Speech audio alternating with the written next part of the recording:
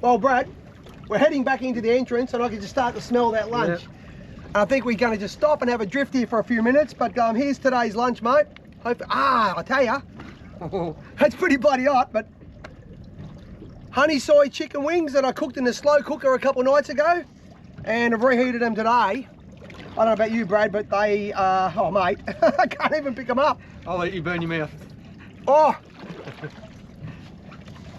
that's pretty good. Yeah. I might have to get, I've got some forks in the cabin. I think we're going to need forks to eat them, mate, because they, red hot. Oh, they're just falling apart, mate. Have a go, see if we can get one in. Or do you need a fork? Depends how tough your hands are. Bone just fell out.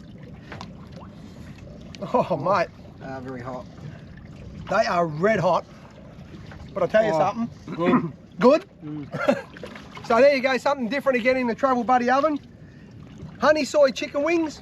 I'll give you my little secret recipe for them. Buy them already pre-marinated at Woolies or whatever, honey soy. Put them in a slow cooker and pour a stubby of beer in there. And then I cook them for about 4 hours in a slow cooker in a stubby of beer with the honey soy. And that's the result, mate. Nice. They're pretty good. You want a fork? Yeah. I think we'll get some forks. There you go. Hope you enjoy that. Try that in your Travel Buddy oven. I think you'll enjoy those too. You done, Brad? Yep. The hardest bit about eating those was actually getting them out of the bloody, out of the gravy, the mix, because it's literally so tender. Oh mate, oh that's hot. I grab a bone like that and it just picks up and the meat just falls off. I'd do them again in the boat, but I think I've got to work out a better way to serve them up. Liquid. A little bit less liquid. Give everybody our own little bowl of them, so you can just eat them like soup. They're pretty good. Righto guys, there's another idea for the Travel Buddy. What do you reckon, Brad? Let's see if we can find a tuna, throw a stick bait at them, and head home. It's getting bloody hot now. That's it.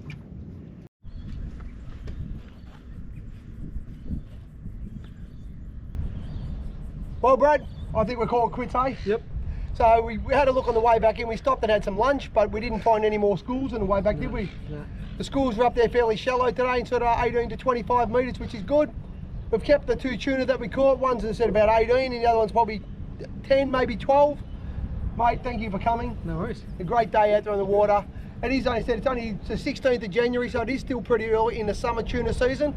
And it's nice to get onto a couple of fish, particularly considering, Brad, how sunny it was. Yeah, there's a lot of fish sunning themselves. We were just fortunate to be the first boat on that school, and yeah, got the hookups. And interesting, Brad, we also got those 2 fish right on tide change, didn't we? Yep. I did say this morning we had a tide change at 10:20, and that's when I thought we'd get fish, and a moonrise at 11:20, but we got the fish on the tide change and then nothing else, so there you go. Didn't have to be out of bed too early this morning. But thanks for coming, Brad. No worries, thanks Pete. Now, I guess I get to clean these fish because, I've got a sore shoulder still. No dramas at all, mate. Thanks for coming. I hope everyone's enjoyed watching that. Thanks, Pete.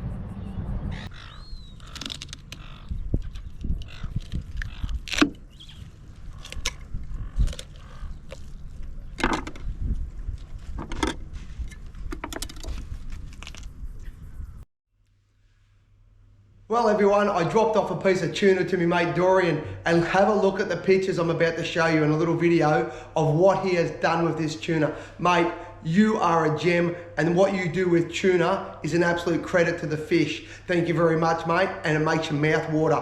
I don't even eat tuna, but I'm telling you, looking at some of these pictures in the video you're about to see, it makes me want to eat them. Thanks, Dorian, mate. Sign yourself up for MasterChef, buddy. You've got a career out of this. Thank you very much for your help.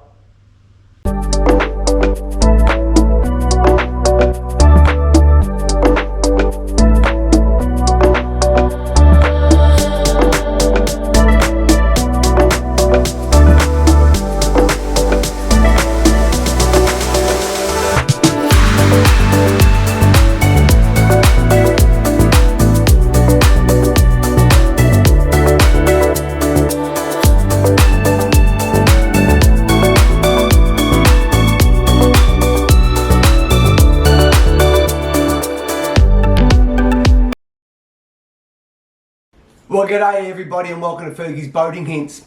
I get a lot of people ask me about the Travel Buddy oven I run in my boat. They see me cooking up awesome meals for my crew. So I'm going to give you a quick run through on the oven and a few accessories that you want for that oven.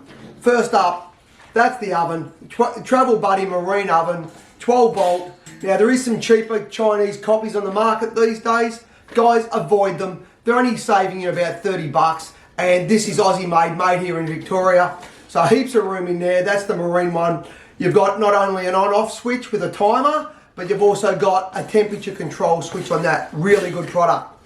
Made of stainless steel, designed for the marine environment, and most importantly, Aussie made. Go Aussie, Aussie, Aussie. Now, how do you get the best out of your oven? How do you do what I do where I cook up roast beef, roast lamb, you know, muffins, spaghetti, lasagnas, all sorts of things for myself and my crew. Couple little handy tricks to get the most out of these.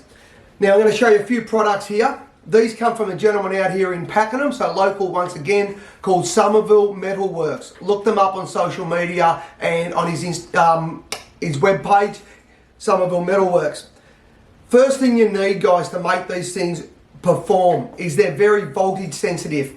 When you're at anchor, the voltage of your battery under load will drop down under 12 volts. When you're running and you're driving along, trolling all day, it's not so bad.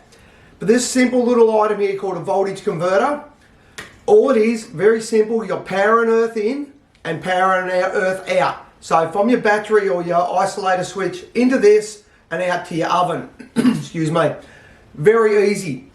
What that's going to do, even as low as 8 volts, you will still get 14 volts out of this, pumping 14 volts into your oven. It's designed to handle it, so don't stress. It pumps the volume in. If you've got the voltage going in there, you're going to get the heat out of it. If your battery drops down under load to say 11.8, 11.9, which it will, your oven won't perform, it just won't get hot enough. So about 90 odd bucks, get yourself a voltage converter. It is a heat sink on top, so it does disperse heat, so make sure when you mount it, it's got an area with a lot of air around it so that you get the heat dispersion. So get yourself a voltage converter. What the guys also make too, which are brilliant and I use, you often see me using it. When you use the oven on its own, particularly for pastries, if you're cooking party pies and that in here, you're going to end up bits of pastry flaking off and ending up inside your oven and it gets messy. Metal tray, stainless steel, folded. That's a shallow tray. That just slides in on top there and that locks in nicely. Bit of noise, sorry about that. That slides in there and you can fit 2 of those trays in there on top of the metal trays are here. Good thing about that too is when my pies are ready, I can actually lift that out using a rag because it's bloody hot and carry it out to the boat for everyone to eat out of it. So it's a serving tray as well. If you want to cook something bigger and deeper, that one there, that's about 80, 90 mil deep. That's quite a large tray. That there's good if you want to cook a roast. A lot of guys are using these in the back of their 4-wheel drives. They go up in the bush for the whole day. They run this while they're driving for the day, cooking a nice little roast lunch, etc. in here. So metal trays are brilliant. The guys from Somerville Metalworks, they also make a range of mounting brackets and stuff too to allow you to mount this. They've got them for mounting them vertically, horizontally, you know, all sorts of options. From the roof, from the floor, recessed.